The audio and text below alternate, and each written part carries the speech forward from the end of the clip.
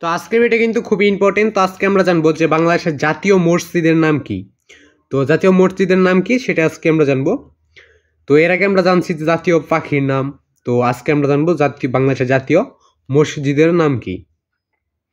তো যদি আরো কোনো প্রশ্নের উত্তর লাগে তো অবশ্যই কমেন্ট বক্সটা কিন্তু সবসময় খোলা থাকে, তোমাদের সুবিধা এবং অসুবিধাগুলো জানার জন্যই কমেন্ট বক্সটা খোলা রাখে। এবং তোমাদের যদি কোনো প্রশ্নের দরকার হয় তাহলে অবশ্যই কমেন্ট বক্সে বলে যাবে যে তোমাদের কোন প্রশ্নের সমস্যা রয়েছে। তো বাংলাদেশের জাতীয় মসজিদ বা জাতীয় মসজিদ যেটা রয়েছে, তো এটার নাম আমরা জেনে দেবো। এবং যদি আরো কোনো প্রশ্ন লাগে অবশ্যই কমেন্ট বক্সে বলে দিবে।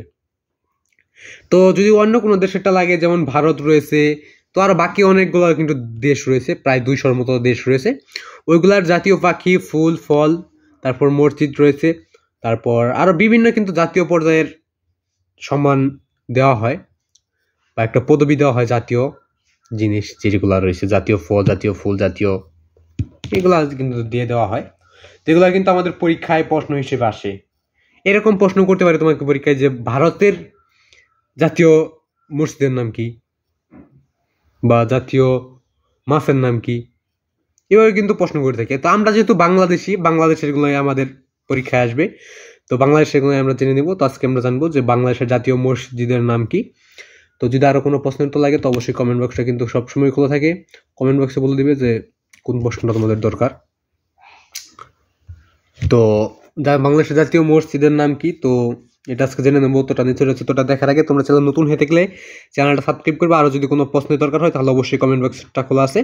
আর তোমাদের সাপোর্ট ছাড়া কিন্তু আমি ইউটিউবে টিকে থাকতে পারবো না। একটা কথাই তোমাদের আমার জন্য শুধু একটা কাজ করবে, তোমরা চ্যানেলটাকে সাবস্ক্রাইব করে অল নোটিফিকেশন অন করবে, ভিডিওতে লাইক করবে, এটুকু অবশ্যই করে যাবে।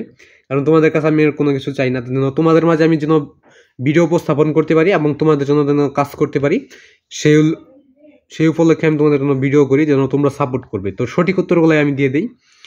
তো সাপোর্ট করবে, সাপোর্ট করার মাধ্যমে যেন তোমাদের মাঝে আমি টিকে থাকতে পারি। তো আজকে উত্তরটা দেখে না যাক যে বাংলাদেশের জাতীয় মসজিদের নাম কি। তো উত্তরটা দেখো, বাইতুল মুকাররম। বাইতুল মুকাররম এটা হলো বাংলাদেশের জাতীয় মসজিদ। তো বাংলাদেশের জাতীয় মসজিদের নাম কি? বাংলাদেশের জাতীয় মসজিদের নাম হইল যে বাইতুল মুকাররম। তো এটাই ছিল আজকের প্রশ্নের উত্তর। যদি আরো কোনো প্রশ্নের উত্তর তোমাদের লাগে তাহলে অবশ্যই কমেন্ট বক্সে কিন্তু আমি সবসময় খোলা রাখি। আর সকলের প্রতি আমার সালাম, আসসালামু আলাইকুম। তো সবাই সালামের জবাবটা অবশ্যই দিয়ে যাবে। তো আজকে শুধু আমি বলে দিলাম যে বাংলাদেশের জাতীয় মসজিদের নাম কি। তো এটা কিন্তু তুমি গুগলে সার্চ করলেও তোমাকে বলে দেওয়া হবে যে বাইতুল মুকাররম। তো আজকে এখানে বিদায় নিচ্ছি। খুদা হাফেজ, খুদা হাফেজ, খুদা হাফেজ।